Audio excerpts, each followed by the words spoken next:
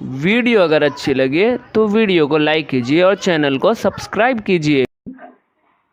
हज़रत अबू सईद खुदरी रज़ी अल्लाह तआला अन्हु फरमाते हैं कि एक मरतबा हुज़ूर अक़दस सल्लल्लाहु अलैहि वसल्लम मस्जिद में तशरीफ लाए तो बाज़ लोगों की हंसी की वजह से दांत खिल रहे थे। हुज़ूर अक़दस सल्लल्लाहु अलैहि वसल्लम ने इरशाद फरमाया कि अगर तुम लज्जतों की तोड़ने वाली मौत को कसरत से याद करते तो वो उन चीज़ों में मशगूल होने से रोक देती जिनसे हंसी आई।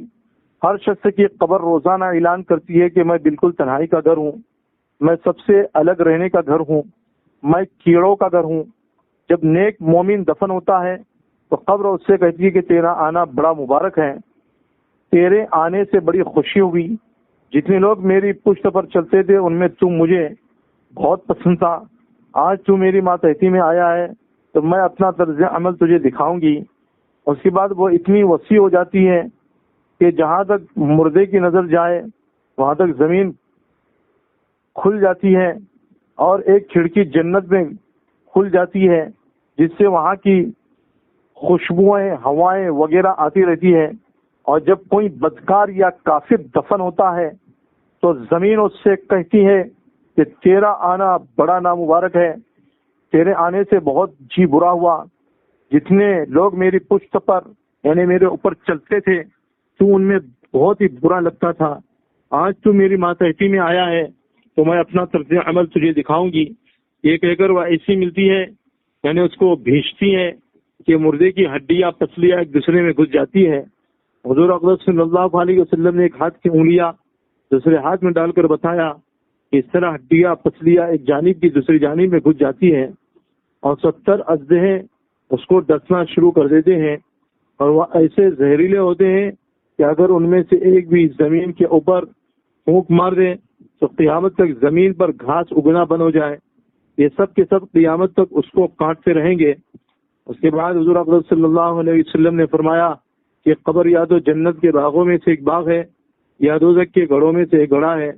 हज़रत इब्न उमर फरमाते हैं कि एक शख्स ने हुज़ूर सल्लल्लाहु अलैहि वसल्लम से दरियाफ्त किया कि या रसूलल्लाह सल्लल्लाहु अलैहि वसल्लम सबसे ज्यादा समझदार और सबसे ज्यादा मुहतात यानी होशियार आदमी कौन है? हुजूर अक़दस सल्लल्लाहु अलैहि वसल्लम ने फरमाया कि जो शख्स मौत को कसरत से याद करे, याद रखना हो और मौत के लिए हर वक्त तैयारी में मशगूल रहता हो, यही लोग हैं जो दुनिया की शराफत और आखिरत का इकराम हासिल करने वाले हैं। हजरत उमर बिन अब्दुल अजीज रहमतुल्लाह अलैह एक मरतबा एक जनाजे के साथ तशरीफ ले गए और कब्रिस्तान में पहुंचकर अलग एक जगह बैठकर कुछ सोचने लगे। किसी ने अर्ज किया, अमीरुल मोमिनीन, आप इस जनाजे के वली थे, आप ही अलहदा बैठ गए? फरमाया, हाँ, मुझे एक कब्र ने आवाज दे दी और मुझसे यूं कहा कि आए उमर इब्न अब्दुल अजीज, तो मुझसे ये नहीं पूछता कि मैं इन आने वालों के साथ क्या क्या करती हूँ। मैंने कहा, तू जरूर बता। उसने कहा, उनके कफन फाड़ देती हूँ, बदन के टुकड़े टुकड़े कर देती हूँ, खून सारा चूस लेती हूँ, गोश्त खा लेती हूँ। और बताऊं कि आदमी के जोड़ों के साथ क्या करती हूँ? मुंडों को बाहों से जुदा कर देती हूँ और बाहों को पहुंचों से जुदा कर देती हूँ और सुरीनों को बदन से जुदा कर देती हूँ और सुरीनों से रानों को जुदा कर देती हूँ और रानों को घुटने से और घुटनों को पिंडलियों से और पिंडलियों को पांव से जुदा जुदा कर देती हूँ। यह फरमाकर उमर बिन अब्दुल अजीज रहमतुल्लाह अलैह रोने लगे और फरमाया कि दुनिया का क़ियाम बहुत ही थोड़ा है और उसका धोखा बहुत ज्यादा है।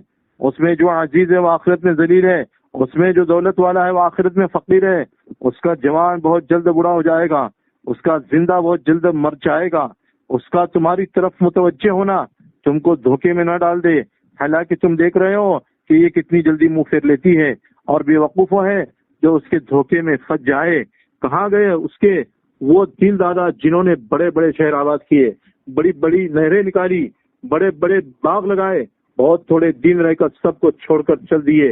वो अपनी सेहत और तंदुरुस्ती से धोखे में पड़े हैं कि सेहत के बेहतर होने से उनमें नशात पैदा हुआ और उससे गुनाहों में मुब्तला हुए। वो लोग खुदा की कसम दुनिया में माल की कसरत की वजह से काबिल रश्क थे, बावजूद ये कि माल के कमाने में उनको रुकावटें पेश आती थी, मगर फिर भी खूब कमाते थे। ان پر لوگ حسد کرتے تھے، جلتے تھے، لیکن وہ بے فکر مال کو جمع کرتے رہتے تھے اور اس کے جمع کرنے میں ہر قسم کی تکلیف کو خوشی سے برداشت کرتے تھے۔ لیکن اب دیکھ لو کہ مٹی نے ان کے بدنوں کا کیا حال کر دیا اور خاک نے ان کے بدنوں کو کیا بنا دیا، کیڑوں نے ان کے جوڑوں اور ان کی ہڈیوں کا کیا حال بنایا۔ وہ لوگ دنیا میں اونچی اونچی مسہریوں پر، اونچے اونچے فرش اور نرم نرم گدوں پر نوکروں اور خادموں کے درمیان آرام کرتے تھے۔ عزیز اور اقارب، رشتہ دار اور پڑوسی ہر وقت دلداری کو تیار رہتے تھے۔ لیکن اب کیا ہو رہا ہے؟ آواز دے کر ان سے پوچھ کیا گزر رہی ہے۔ غریب امیر سب ایک میدان میں پڑے ہوئے ہیں۔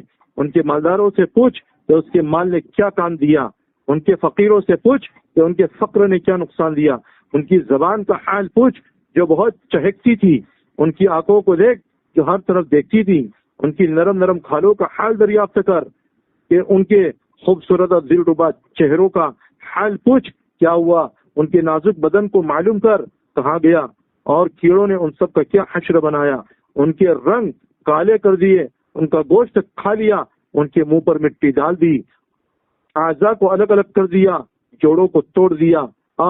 کہاں ہے ان کے وہ خدام، خدمت کرنے والے جو ہر وقت حاضر ہوں جی کہتے تھے، حاضر ہوں جی کہتے تھے۔ کہاں ہیں ان کے وہ خیمے اور کمرے جن میں آرام کرتے تھے؟ کہاں ہیں ان کے وہ مال اور خزانے جن کو جوڑ جوڑ کر رکھتے تھے؟ ان کے حشم اور خدم نے ان کو قبر میں کھانے کے لیے کوئی توشہ بھی نہ دیا، اور اس کی قبر میں کوئی بسترا بھی نہ بچھایا دیا، کوئی تکیہ بھی نہ رکھ دیا، زمینی پر ڈال دیا، کوئی درخت پھلواری بھی نہ لگا دی۔ اب وہ بالکل اکیلے پڑے ہیں، اندھیرے میں پڑے ہیں۔ ان کے لیے اب رات دن برابر ہے، دوستوں سے مل نہیں سکتے، کسی کو اپنے پاس بلا نہیں سکتے۔ کتنے نازک بدن مرد، نازک بدن عورتیں آج ان کے بدن بوسیدہ ہے، ان کے اعضاء ایک دوسرے سے جدا ہیں، آنکھیں نکل کر منہ پر گر گئی، گردن جدا ہوئی پڑی ہے، منہ میں پانی پیپ وغیرہ بھرا ہوا ہے، سارے بدن میں کیڑے چل رہے ہیں۔